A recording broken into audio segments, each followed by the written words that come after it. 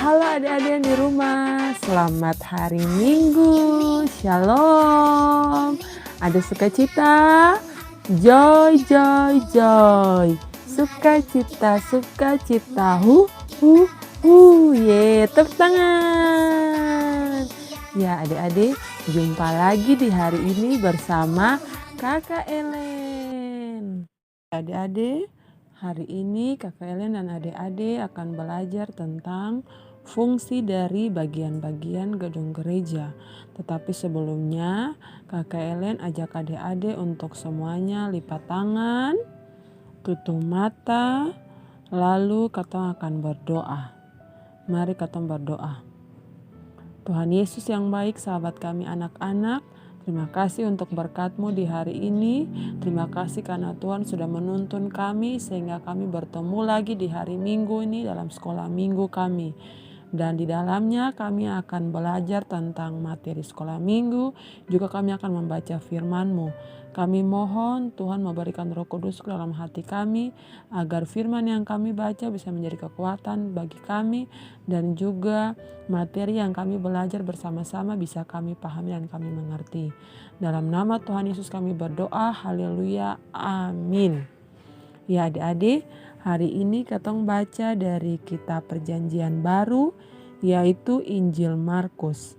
Markus pasal 6 ayatnya yang kedua. Sekali lagi Markus pasal 6 ayatnya yang kedua.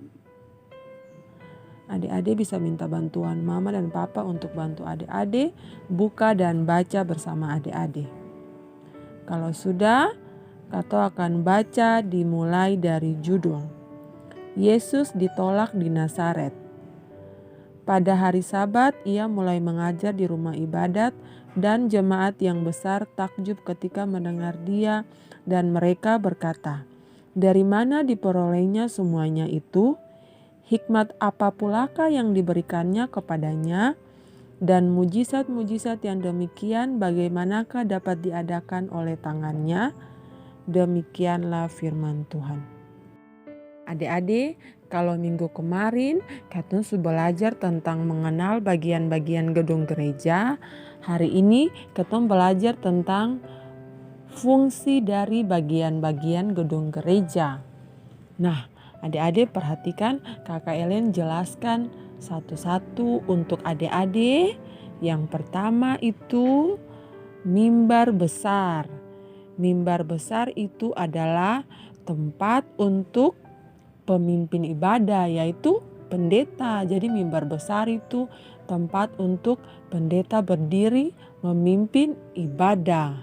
Nah, kalau mimbar kecil tempat untuk majelis membaca warta jemaat, juga untuk membaca Alkitab. Nah, untuk berdoa pembacaan Alkitab ataupun untuk berdoa persembahan itu di mimbar kecil. Kalau meja altar atau meja persembahan itu untuk tempat kantong persembahan. Nah, tempat duduk majelis yaitu tempat untuk Bapak Ibu majelis duduk di situ. Nah, tempat alat musik itu tempat untuk para pemain musik di gereja, untuk singers, untuk pemain musik yang lainnya juga tempatnya di situ. Nah, tempat duduk jemaat itu adalah tempat untuk jemaat duduk dan beribadah. Nah, ada juga balkon. Balkon ini tempat untuk jemaat duduk juga, tempat untuk paduan suara, tempat untuk paduan trompet. Nah, bisa duduk di balkon. Lalu ada juga ruang konsistori. Ruang konsistori ini tempat untuk para pendeta ataupun majelis ataupun para pelayan yang lain ini berdoa sebelum masuk dalam ruang ibadah maupun setelah selesai ibadah juga berdoa di ruang konsistori, berdoa syukur. Lalu yang berikutnya adalah lonceng gereja. Nah, lonceng gereja ini tempat untuk lonceng dibunyikan toh. Jadi lonceng gereja ini tempat untuk lonceng dibunyikan untuk memanggil orang-orang datang beribadah kepada Tuhan di dalam gereja. Nah, itu yang bisa Kakak Ellen ajarkan untuk adik-adik tentang fungsi dari bagian-bagian gedung gereja. Adik-adik nanti pelajari lagi bersama-sama dengan mama dan papa di rumah dan kakak-kakak. Oke? Iya. Kalau sudah semuanya, Kakak Ellen punya ayat hafalan untuk adik-adik di hari ini. Ayat hafalannya terdapat dalam Matius pasal 21 ayat 13b.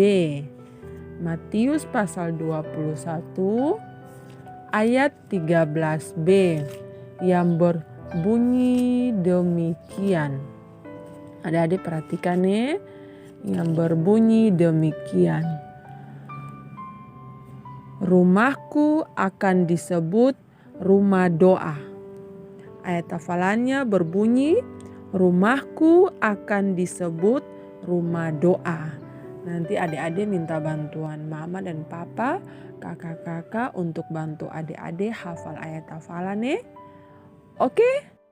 Iya adik-adik, sebelum kita berpisah di hari ini, Kak Ellen mau ajak adik-adik, mari kita lipat tangan, tutup mata, lalu kita berdoa bersama-sama. Tuhan Yesus yang baik, sahabat kami anak-anak, terima kasih untuk berkat-Mu, terima kasih untuk waktu yang Tuhan berikan kepada kami, sehingga di hari ini kami sudah belajar bersama-sama. Kami mohon jaga dan lindungi kami Tuhan, agar kami bisa bertemu lagi di minggu depan. Dalam nama Tuhan Yesus kami berdoa, haleluya, amin. Sampai jumpa di minggu depan adik-adik. Shalom.